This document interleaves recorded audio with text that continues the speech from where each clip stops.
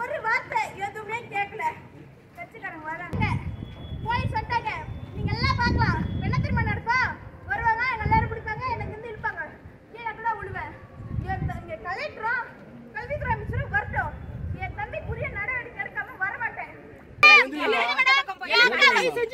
அக்கா வராம எதுவும் நடக்காது. அக்கா தான் கூட்டா சொல்றேன். அக்கா சொல்லிட்டு மேடம், அக்கா போன் பண்ணி கூட சொல்லிட்டு கேளுங்க. ஐயா பரமேஸ்வரி உங்க கால்ல கூட இங்க எல்லாரும் கால்ல விடுறேன்.